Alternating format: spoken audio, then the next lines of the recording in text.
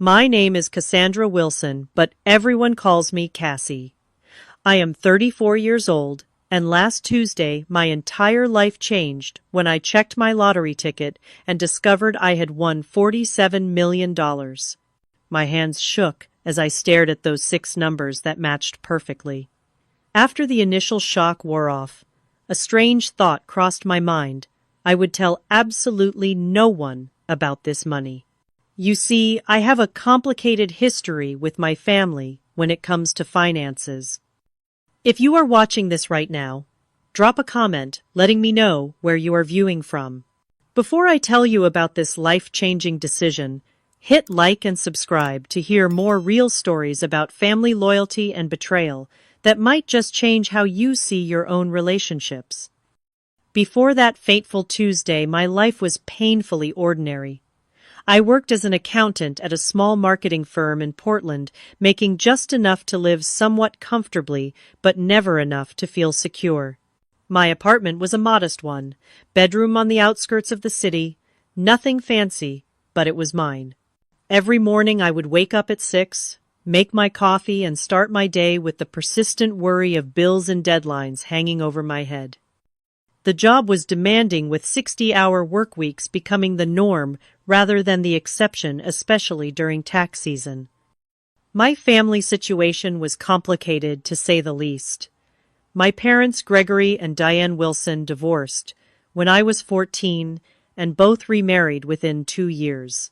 My father, Gregory, a high school physics teacher, married Stephanie, a real estate agent, with expensive taste and an even more expensive lifestyle.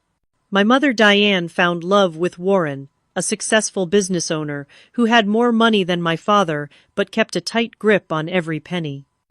I have 2 siblings. My younger sister, Lisa, is 30 and has always been the golden child. She graduated from an Ivy League university, married a surgeon named Paul, and now lives in a beautiful house in the suburbs with their 2 perfect children. Then there is my older brother Jason, 36, who despite his charm and intelligence has never quite figured out his life. He bounces from job to job, relationship to relationship, and has made borrowing money from family members something of an art form.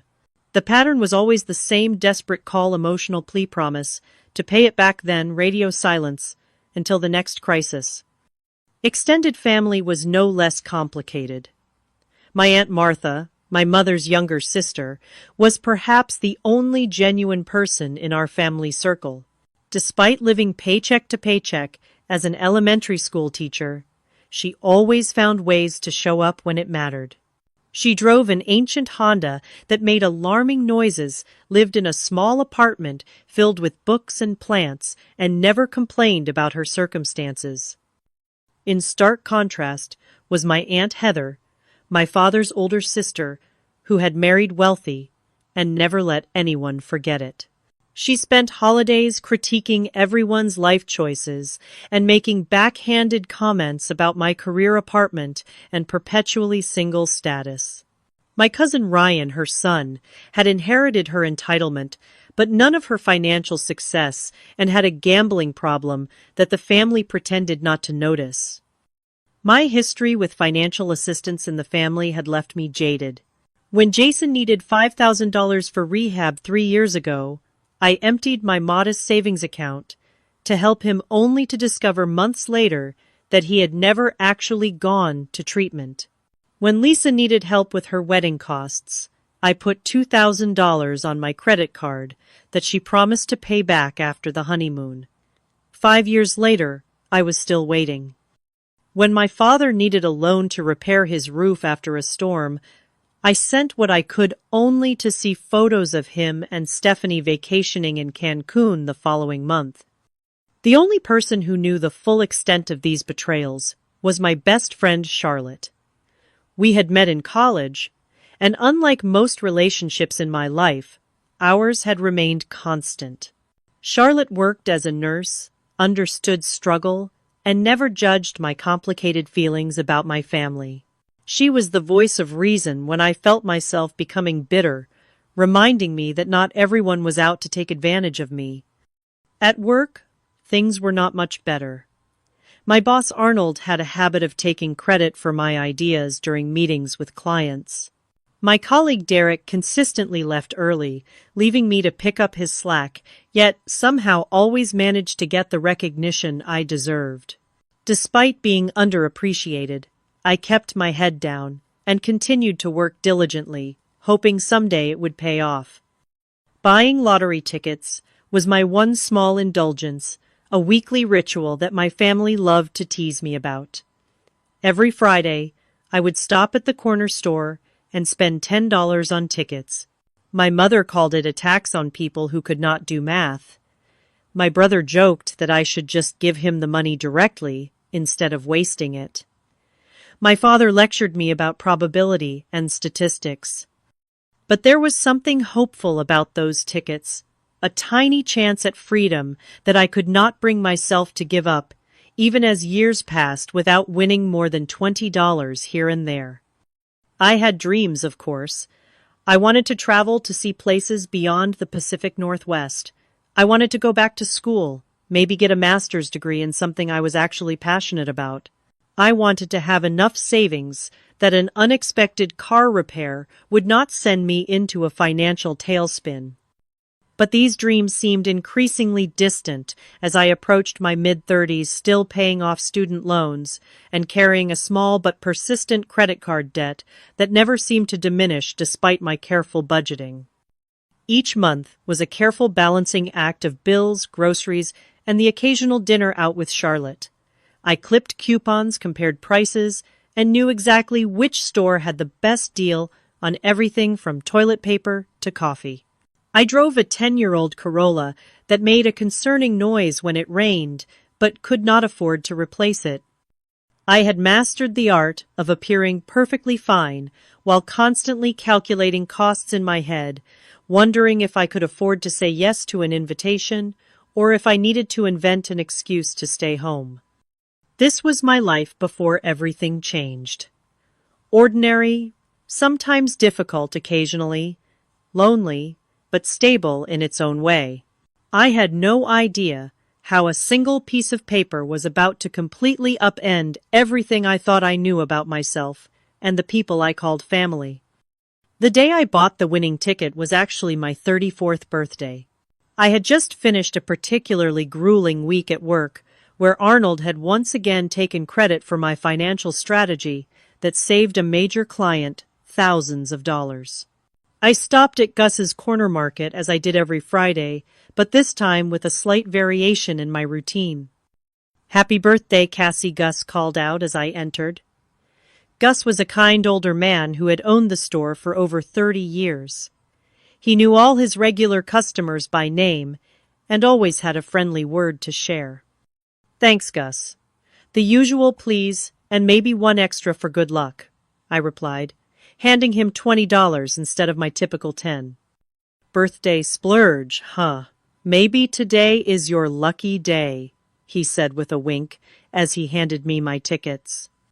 Instead of my usual quick pick, I decided on a whim to choose my own numbers. I selected my birth month and day 3 and 16, my mother's birthday 12, my father's birthday 21, Martha's birthday 9, and Charlotte's birthday 30. 6 numbers that represented the most important people in my life, even those who had disappointed me. That evening, I ordered takeout from my favorite Thai restaurant, opened a bottle of wine Charlotte had given me as a birthday gift, and settled in for a quiet night alone. The lottery drawing was at 8 p.m. But I barely paid attention as I scrolled through social media, seeing posts from acquaintances enjoying far more exciting birthday celebrations than mine. At 8:30, I remembered the tickets and lazily picked up my phone to check the numbers, expecting nothing as usual. The first number matched. 3. I smiled slightly. The second matched. 16. My heart rate picked up just a bit. Third number, 12. Fourth, 21. By now my palms were sweating. Fifth number, 9. I was holding my breath. Sixth and final number, 30. I stared at my phone for what felt like an eternity. This could not be right. I must have read something wrong. I checked again and again. I turned on the television and rewound to the live drawing. I watched as each of my numbers appeared on the screen one after another. My hands shook so badly, I dropped the remote. "No way," I whispered to the empty apartment. "No way."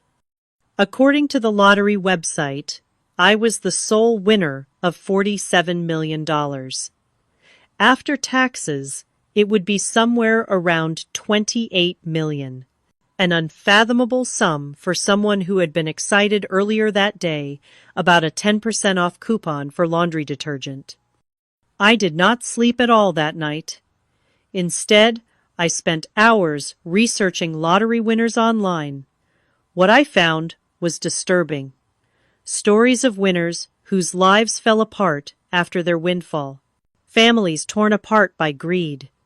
Friends and distant relatives appearing out of nowhere with sob stories and outstretched hands. Winners who were bankrupt within 5 years, more miserable than before they had won. One article called "The Lottery, the Quickest Path to Losing Everything You Care About." As the sun rose, I made my decision. I would claim the money, but I would tell no one. Not my parents, not my siblings, not even Charlotte, at least not right away. I needed time to process this, to make a plan to understand what this money would mean for my life before everyone else tried to tell me what to do with it. That morning, I called in sick to work for the first time in 3 years and made an appointment with Philip Montgomery, an attorney specializing in financial planning and estate law. His office was in a downtown high-rise, and as I sat in the waiting room in my ordinary clothes, clutching my purse with the winning ticket inside, I felt like an imposter. Miss Wilson Phillip greeted me, extending his hand. He was in his 50s with salt and pepper hair and kind eyes behind expensive glasses. "What can I help you with today?" I took a deep breath and placed the ticket on his desk. "I need to know how to claim this without anyone finding out it was me." His eyes widened briefly as he examined the ticket, then he nodded professionally. "I see. Well, you have come to the right place." Over the next 2 hours, Philip explained my options. In our state, lottery winners could claim prizes through trusts or legal entities that would keep their identities private. He outlined the process of setting up a blind trust, how taxes would work, and the importance of assembling a team of financial advisors to help manage such a large sum. The biggest mistake winners make, he told me, is telling too many people too quickly. Once that happens, there is no going back. I nodded, relieved that my instinct had been correct. I want to do this right. I do not want this money to ruin my life. As I left Philip's office with a folder full of documents and a list of next steps, I felt a strange mix of excitement and dread. I had more money than I had ever dreamed of, yet I could not share this life-changing news with anyone. I would be living a double life, pretending to be the same struggling accountant while secretly being a multimillionaire. Over the next 2 weeks, I worked with Philip to establish the trust, claim the winnings, and set up investment accounts. We created a comprehensive financial plan that would ensure I would never have to worry about money again, even if I lived to be 100. The money was real now, sitting in accounts under my control, yet my day-to-day life remained unchanged. I still went to work, still complained about bills with coworkers, still drove my old Corolla. The secrecy was starting to weigh on me. I found myself wondering about my family. Would they be happy for me if they knew? Would they respect my boundaries, or would they see me as nothing more than a walking ATM? The questions haunted me, and gradually an idea began to form. What if there was a way to find out how my family would react to my newfound wealth without actually revealing it? What if I could test their character before deciding who to share my secret with? The plan crystallized one night as I lay awake staring at the ceiling. I would create a scenario where I needed financial help. Not a huge amount, but enough to be significant. I would approach each family member with the same story, the same request, and see who would help me without the prospect of gaining anything in return. Only then would I know who deserved to be part of my new life. The next day, I met with Philip again to ensure my finances were properly secured before proceeding with my plan. We had established a diverse investment portfolio, set up trusts for future charitable giving, and created a modest personal account that would allow me to access funds without raising suspicion. The bulk of the money was safely invested untouchable by anyone but me. Everything is in order, Cassandra Philip assured me, sliding a folder across his polished desk. Your financial future is secure. You could stop working tomorrow if you wanted to. The thought was tempting, but I knew an abrupt lifestyle change would raise questions. I was not ready to answer. I think I will stay at my job for now, I replied. At least until I figure some things out. That evening, I invited Charlotte over for dinner. As we sat on my small balcony with glasses of wine, I decided to share part of my plan with her. I could not keep everything bottled up, and I trusted her more than anyone. I am thinking about conducting a sort of experiment with my family, I began carefully. Charlotte raised an eyebrow. What kind of experiment? I took a deep breath. I am going to tell them I lost my job and need financial help, just to see who actually cares enough to help me when I need it. Charlotte's expression shifted from curiosity to concern. Cassie, that seems manipulative. Why would you do that? Because I am tired of being the only one who helps when others need it. I said, not quite meeting her eyes. I want to know who would be there for me if the tables were turned. But lying to test people, that does not sound like you. Charlotte set down her wine glass. Why not just ask them how they feel about you? Have an honest conversation. I laughed without humor. Right, because my family is so great at honest conversations. You know how they are, Charlotte. You have seen how they treat me. Still, this feels wrong. What are you trying to prove? I am not trying to prove anything, I insisted, though that was not entirely true. I just want to know who actually cares about me versus who sees me as a resource. Charlotte shook her head. I think you are going to hurt yourself more than anyone else with this. But I know that look in your eye. You have already made up your mind. She was right.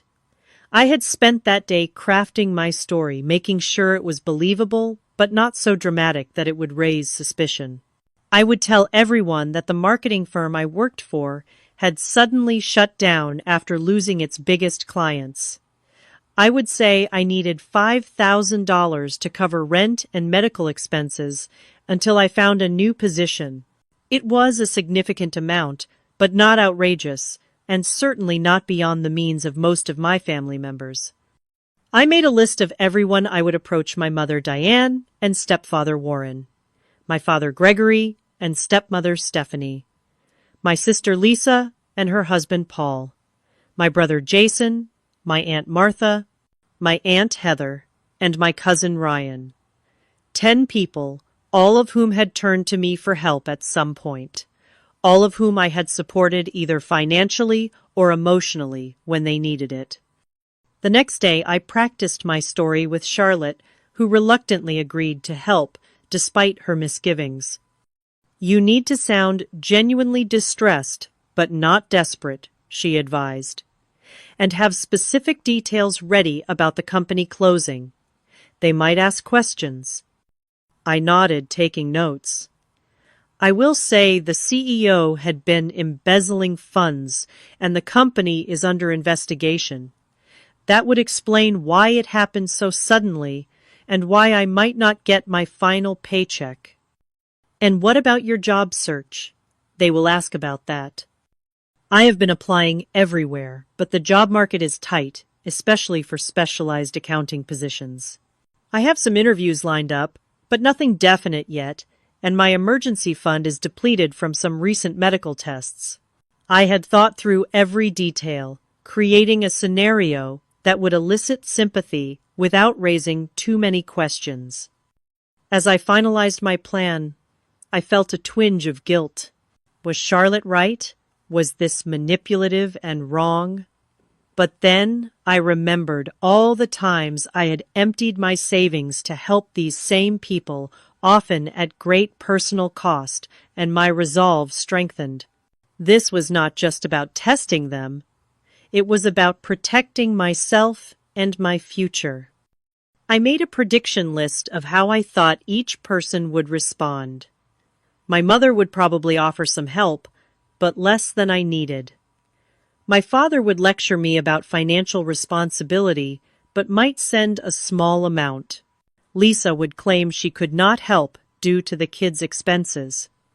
Jason would definitely say he had no money. Warren and Stephanie would refuse outright. Aunt Heather would judge me for my poor life choices. Cousin Ryan would promise help that would never materialize.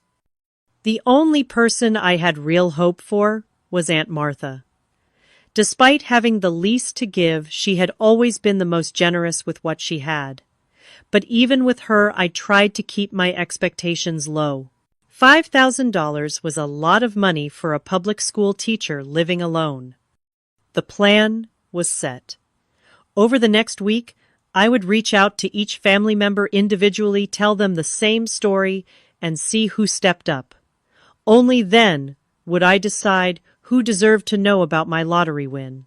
Only then would I know who truly cared about me beyond what I could do for them.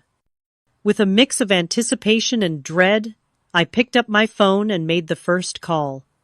It was time to find out who my real family was. I decided to call my mother first. Diane had always prided herself on being a nurturing parent, frequently reminding us how she had sacrificed her own dreams to raise her children. If anyone would help, I thought it would be her. My hands trembled slightly as I dialed her number. She answered on the third ring, sounding distracted. "Hi, Mom," I said, intentionally, making my voice sound strained. "Cassie, is everything okay? You sound upset?" I launched into my prepared story, telling her about the company suddenly closing the lost wages and my precarious financial situation. As I spoke, I could hear her breathing change, growing more concerned with each detail. "Oh, honey, that is terrible," she said when I finished. "Have you applied for unemployment? What about your emergency fund?"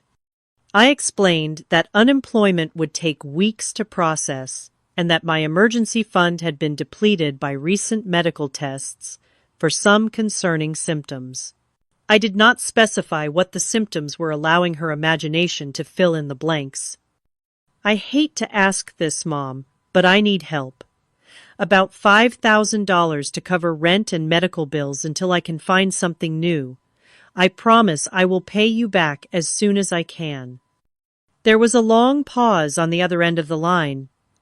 "Oh, Cassie, you know Warren and I just put a down payment on the lake house. We are pretty cash poor right now." Her voice took on a slightly defensive tone. "Have you asked your father, or Lisa Paul makes good money at the hospital?" I was hoping to avoid asking Dad, I said truthfully. "And Lisa has the kids and their private school tuition." "Well, let me talk to Warren and see what we can do," she said finally. "But I cannot promise anything.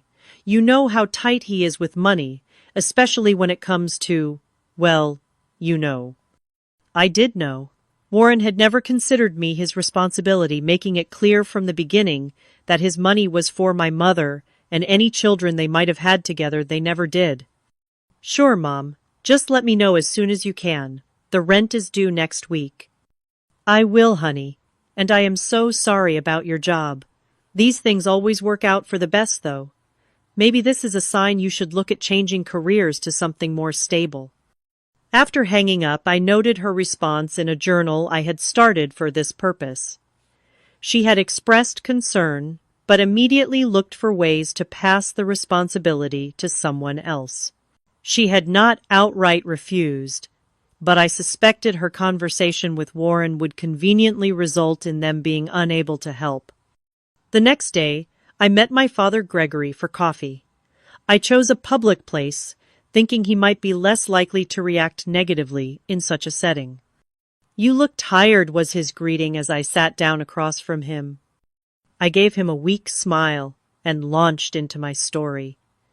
His face remained impassive as I spoke, occasionally nodding or frowning at certain details. When I finished, by asking for help with the $5,000, he leaned back in his chair and crossed his arms. "Cassandra, I have always taught you about financial responsibility," he began, slipping into his teacher voice. "This is exactly why I told you to keep 6 months of expenses saved at all times. What happened to that plan?" "Life happened, Dad," I replied, trying to keep the frustration out of my voice. "Medical bills, car repairs. Not everyone can afford to set aside that much money." He sighed heavily. "And now you expect others to bail you out. What about your spending habits? Do you really need that apartment in that neighborhood? What about your cable subscription and those streaming services?" For the next 20 minutes, he lectured me about financial planning, the job market, and the importance of living below one's means. Not once did he offer any actual help.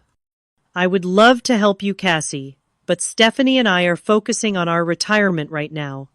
We cannot afford to dip into those funds. It would be financially irresponsible." He patted my hand patronizingly. "This will be a good learning experience for you. Sometimes we need to hit rock bottom before we make necessary changes." I nodded, fighting back tears that were only partly for show. Even expecting this response, it hurt, to hear him dismiss my needs so easily. My sister Lisa was next. I drove to her beautiful suburban home on a Saturday afternoon. Her husband Paul was golfing, giving us privacy to talk. "Cassie, what a surprise!" she exclaimed when she opened the door. "The kids are at their swimming lessons. Come in." Her house was immaculate, with expensive furniture and framed professional family photos on every wall. As we sat in her gourmet kitchen sipping lattes from her commercial-grade espresso machine, I told her about my situation. "Oh my God, that is awful," she gasped, reaching across the granite island to squeeze my hand. "I cannot believe they would just close like that. Poor you." Her sympathy seemed genuine, and for a moment I felt hopeful. Then I mentioned needing to borrow $5,000. "Oh," she said, her expression shifting slightly. "Well, this is actually not a great time. We just bought the new Audi last month, and the kids' tuition was due. Plus, we are redoing the master bathroom." She glanced around nervously. "Paul handles most of our finances, and he is really strict about our budget." "I understand," I said quietly. "I would not ask if I was not desperate." I know," she said quickly. "Let me talk to Paul and see what we can do. Maybe we can help with a smaller amount. Or maybe you could move in with us temporarily. The guest room is being used for storage right now, but we could clear it out." I thanked her for the offer, but explained that moving would be difficult with my job search centered in the city. She promised to call me after speaking with Paul, but the way she avoided eye contact told me all I needed to know. My brother Jason was perhaps the most disappointing. After sending him a detailed text about my situation, he responded with a brief message. "That sucks, sis. Really tight right now myself. We'll call you later." He never did. My follow-up messages went unanswered, and when I tried calling him directly, the calls went straight to voicemail. This from the same brother who had borrowed thousands from me over the years, always with tearful promises of repayment that never materialized. My stepmother Stephanie was blunt when I called her not bothering with even a pretense of sympathy. Cassandra, I am sure this is difficult, but Warren and I are not in a position to help. Perhaps this is an opportunity for you to learn better financial management skills. Have you considered downsizing your apartment or getting a roommate? When I pointed out that I had helped them with repairs to their vacation cabin last year, she bristled. That was different. That was a family property that you also enjoy using. The fact that I had only been invited to the cabin once in 5 years apparently did not matter. My stepfather Warren was even worse. You are not my daughter, he said plainly when I called. I have supported your mother for years, but your financial problems are your own. Perhaps you should have chosen a more lucrative career path. My cousin Ryan initially seemed sympathetic, promising to definitely help out. He even suggested meeting for lunch to give me a check. But when the day came, he texted an hour before saying something had come up and he would reschedule. He never did, and eventually stopped responding to my messages altogether. Aunt Heather's response was perhaps the least surprising, but still painful. Well, Cassandra, I always said that company of yours seemed unstable. I told your father you should have taken that job at the bank after college, but no one listens to me. She then proceeded to tell me about all the financial troubles other family members had experienced and how they had overcome them without begging for handouts. By that evening, I had heard from Lisa that Aunt Heather was telling everyone about my financial irresponsibility. After a week of rejections, half promises, and outright silence, I was emotionally exhausted.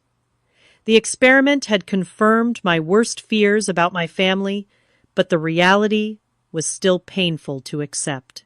7 people who had repeatedly asked for and received my help over the years could not or would not return the favor when I needed them. Then my phone rang. It was Aunt Martha. Cassie, honey, I just heard from your mother about the job. Are you okay? Her voice was warm with genuine concern. I had not actually reached out to Martha yet, planning to call her the next day. The fact that she had called me first after hearing about my situation secondhand spoke volumes. I am hanging in there, I said, the emotion in my voice now entirely real. Listen, I want to help. Can we meet for lunch tomorrow? My treat, of course. The next day we met at a small diner near her apartment. Martha looked exactly as she always did, her silver-streaked hair pulled back in a simple ponytail, wearing jeans and a cardigan with mismatched buttons. She hugged me tightly before we sat down. I am so sorry about your job, sweetheart. That company never deserved you anyway. As we ate, she asked thoughtful questions about my job search and offered to reach out to some former colleagues who had connections in the business world. Then, after our plates had been cleared, she reached into her purse and pulled out an envelope. I want you to take this, she said, sliding it across the table. It is $3,000. I know it is not the full amount you need, but it should help with the rent at least. I stared at the envelope in shock. Martha, I cannot take this. This is too much. Nonsense. Family helps family. And I want you to know something else. She reached across the table and took my hand. If you need a place to stay to save on rent, my sofa pulls out into a bed. It is not fancy, but you are welcome to stay as long as you need to. Tears filled my eyes, and this time they were completely genuine. Thank you, I whispered, overwhelmed by her generosity. Now do not you worry about paying this back right away, she continued. Get back on your feet first. Find a job you actually like this time. Life is too short to work somewhere that does not appreciate you. As we left the diner, Martha hugged me again. You are going to be okay, Cassie. You are smart and capable. This is just a bump in the road. Driving home, I clutched the envelope, containing $3,000 more money than I knew Martha could comfortably spare. The contrast between her response and the rest of my family's, could not have been more stark. The only person who had offered genuine help was the one with the least to give. After meeting with Martha, I did some research that left me stunned. $3,000 represented nearly all of her savings, and I discovered that she had been quietly dealing with complications from type 2 diabetes. Her medication costs had recently increased, and she had been picking up extra tutoring work to make ends meet. The knowledge hit me like a physical blow. Martha, who had so little, had given me almost everything she had without hesitation or conditions. Meanwhile, my mother, who had recently spent $8,000 on a bathroom renovation, could not spare $5,000 to help her daughter with rent and medical bills. The next day, I invited Martha to my apartment for dinner. As she settled onto my worn couch, I noticed for the first time how tired she looked, the fine lines around her eyes deeper than I remembered. "Martha, I need to tell you something." I began, setting a cup of tea in front of her. "I have not been completely honest with you." Her expression remained open, curious, rather than concerned. "What is it, honey?" "I did not lose my job. The company is fine. I still have my position." The words tumbled out quickly. I made up the story to see who in the family would help me if I needed it. Martha was quiet for a moment, then nodded slowly. "I see." "Are you angry with me?" I asked suddenly, afraid of losing the one genuine relationship I had discovered through this experiment. She considered the question. "No, not angry. Sad, maybe? Sad that you felt you needed to test people this way." She took a sip of her tea. "But I understand why you did it. Our family has not always been kind to you." "You were the only one who offered to help," I told her. "Everyone else had excuses or just ignored me entirely." Martha sighed. "People show you who they are when giving becomes inconvenient. I learned that lesson the hard way myself." "What do you mean?" She set down her cup and folded her hands in her lap. "My ex-husband, Robert. Did I ever tell you why we really divorced?" I shook my head. The family story had always been vague, something about growing apart. "I came into a small inheritance when my grandmother died, about $50,000. Not a fortune, but significant for us at the time. Robert immediately had all these plans for the money, mainly investing in his friend's business ventures." She smiled ruefully. "I wanted to save it for our future, maybe buy a small house eventually. We fought about it for months." "What happened?" "One day I discovered he had forged my signature and withdrawn most of the money. By the time I found out it was gone, invested in a restaurant that failed within a year." She shook her head at the memory. "When I confronted him, do you know what he said? That it was our money, not just mine, and he had as much right to it as I did, as if my name on the inheritance meant nothing." I was shocked. I had no idea. The family preferred the growing apart story, less messy. She reached for my hand. "The point is, I learned that some people see you as a resource rather than a person, and it is a painful lesson." "I am so sorry that happened to you," I said, squeezing her hand. "It was a long time ago, but it taught me something important about money and relationships." She looked at me intently. "Money does not just reveal who others truly are, Cassie. It reveals who we are too. How we use it, how we share it, how we talk about it. It is a powerful mirror." Her words resonated deeply. In that moment, I made a decision. "Martha, there is something else I need to tell you. Something big." I took a deep breath. "I won the lottery 3 weeks ago. $47 million. Her eyes widened, but she remained silent, waiting for me to continue. "I have not told anyone else. Not my parents, not Lisa or Jason, not even Charlotte. You are the first to know." "Oh, Cassie," she breathed. That is life-changing." "I know. And that is why I did this test. I needed to know who would be there for me without knowing about the money." Martha nodded slowly. "I understand that. But what will you do now?" "That is what I am trying to figure out. The money is secure, and I have good financial advisors, but I do not know how to handle the family." Martha considered this. "You know you do not owe anyone anything, Cassie, not even me." "But I want to help you," I insisted. "Your medical expenses, a better apartment, whatever you need." She smiled gently. "I do not need anything from you, sweetheart. I am happy with my life. My apartment is small, but it is full of things I love. My car runs most of the time. I have my students and my books, and now this wonderful secret with my favorite niece." She patted my hand. "Just knowing you are secure and happy would be enough for me." Her selflessness brought tears to my eyes. Here was someone who had given me almost everything she had when she thought I needed it, and now was asking for nothing in return when she knew I had millions. As we continued talking into the night, the contrast between Martha and the rest of my family became even more stark.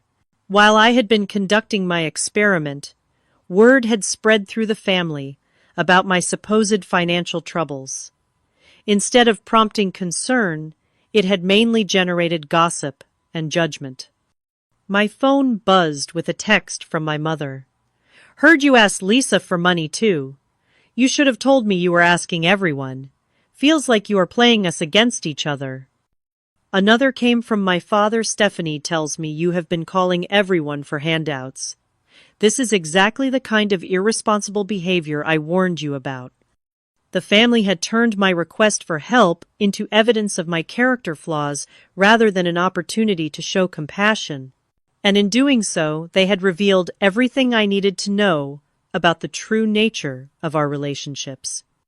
The morning after my conversation with Martha, I met with Philip to discuss my long-term financial plans.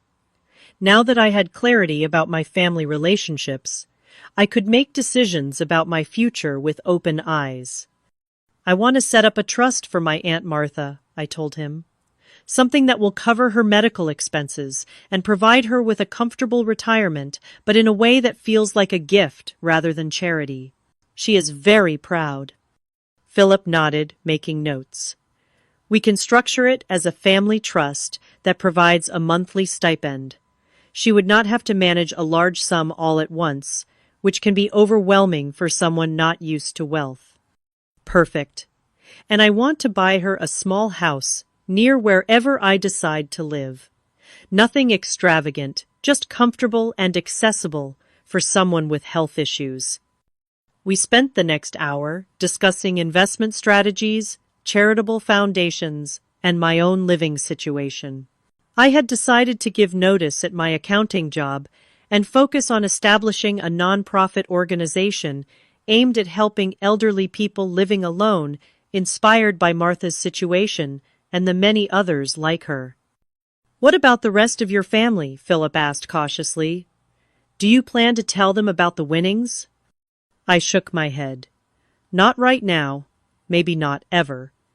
But I do want to arrange a family meeting to clear the air about my financial troubles." Later that day, I called Charlotte and finally told her the truth about everything: the lottery win and the family experiment. After her initial shock, she understood why I had kept it secret. "So what now?" she asked. "Are you going to become one of those eccentric millionaires who still clips coupons and drives a beat-up car?" I laughed. "No, but I am not going to suddenly start buying Bentleys either. I want this money to mean something, to do good, starting with Martha." "She deserves it," Charlotte agreed. "And what about everyone else? The ones who failed your test?" "I am still figuring that out. I have called a family meeting for this weekend. I told them I have an important announcement." When Sunday arrived, I was surprised to see everyone show up at my apartment. My mother and Warren, my father and Stephanie, Lisa, and Paul, even Jason, who had been ignoring my calls for weeks. Aunt Heather arrived with a disapproving frown already in place. Aunt Martha came last, giving me a secret smile as she entered. As everyone settled into my small living room, looking around with varying degrees of curiosity and judgment, I stood before them feeling strangely calm. "Thank you all for coming," I began. "I know there have been rumors going around about my financial situation, and I wanted to address them directly." My mother shifted uncomfortably. Jason suddenly became very interested in his phone. Lisa and Paul exchanged glances. "The truth is, I am fine. I have found a new job with better pay and benefits." This was technically true, as I had just appointed myself executive director of my new foundation with a modest salary. I will be transitioning to that position next month. "Well, that is wonderful news," my mother said, with obvious relief. "We have all been so worried." I noticed several faces relax around the room. They had come expecting either to be asked for money again, or perhaps to stage some sort of intervention about my financial habits. Instead, they were getting good news that required nothing from them. "So, why all the drama about needing money?" my father asked, his tone accusatory. "Why ask everyone for help if you had a job lined up?" I met his gaze steadily. "The job came through recently, and when I was in trouble, I reached out to my family. That is what family is supposed to be for, right?" An uncomfortable silence fell over the room. "Well, we all have our own financial commitments," Stephanie said defensively. "It is not always possible to help, even when we want to." "Of course," I agreed. "We all have to make choices about our priorities." I turned to Jason. "Speaking of which, Jason, I noticed you never responded to my messages when I needed help. Yet you had no problem asking me for $3,000 last Christmas for your rent." He had the grace to look embarrassed. "I was going through some stuff, and I did not have any money to give you." "You did not even call me back," I pointed out. "That would have been free." The meeting continued in this vein, with me calmly but firmly addressing the hypocrisy and absence of support I had experienced. No one admitted any wrongdoing. There were excuses, justifications, and even some attempts to turn the blame back on me for making everyone feel guilty. As they filed out after an uncomfortable hour, I felt a strange sense of closure. I had not told them about the lottery win, but I had stood up for myself in a way I never had before. The money had given me something perhaps more valuable than wealth itself: the courage to see my relationships clearly and to set boundaries accordingly. Martha stayed behind after everyone left, helping me clean up the coffee cups and plates. "You did well," she said quietly. "That could not have been easy." "It was actually easier than I expected," I replied. For the first time, I was not afraid of disappointing them, because I realized their opinion of me was never based on who I really am. Martha smiled. "That is a powerful realization. So what happens next?" "Next," I said, "we start looking at houses. For both of us." 1 year later, my life was unrecognizable from the day I had first discovered those matching lottery numbers. I had moved into a beautiful but modest home in a quiet neighborhood with a garden that brought me joy each morning. Just 3 blocks away was Martha's new house, a single-story craftsman with wide doorways to accommodate her walker on the days her diabetes made walking difficult. My nonprofit organization's second family had grown beyond my expectations. We provided companionship home repairs and financial assistance to elderly people living alone, with a special focus on those estranged from their families. The work was rewarding in a way my accounting career had never been, and we had already helped over 200 seniors in our city. Charlotte had eventually joined the organization as our outreach coordinator, bringing her nursing expertise and compassionate nature to our mission. She and I still had our weekly wine nights, though now they took place on my comfortable patio rather than in my cramped apartment. My relationship with my family had shifted into something more distant, but also more honest. I maintained occasional contact with most of them, polite birthday calls and holiday gatherings, but the pretense of closeness had fallen away. Without the expectation of emotional intimacy that had never actually existed, our interactions became less painful. None of them knew about my lottery winnings. As far as they were concerned, I had simply found success with my new career in nonprofit management. They seemed to accept this explanation without much curiosity about the details, which told me everything I needed to know about their interest in my life. There had been moments of temptation to reveal the truth, particularly when Jason called asking for money for a new business venture, or when Lisa complained about the cost of her kitchen renovation. But each time I remembered the silence when I had needed help, and the choice became clear. Interestingly, there had been occasions when family members genuinely needed assistance. When my father had a minor heart attack and faced unexpected medical bills, I anonymously paid them through the hospital's patient assistance fund. When my cousin Ryan finally entered rehab for his gambling addiction, I made an anonymous donation to cover his treatment. They never knew the source of these gifts, and I preferred it that way. Martha and I had dinner together at least twice a week. Her health had improved dramatically with proper medical care and less financial stress. She had retired from teaching, but volunteered at a literacy program 3 days a week, still sharing her love of books with children who needed it. "You know what still amazes me," she said one evening, as we sat on her porch watching the sunset. "How differently everything could have turned out if you had announced your lottery win right away." I nodded, considering this alternate reality.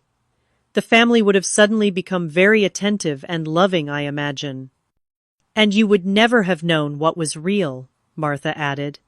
"That knowledge, painful as it was, gave you freedom." She was right.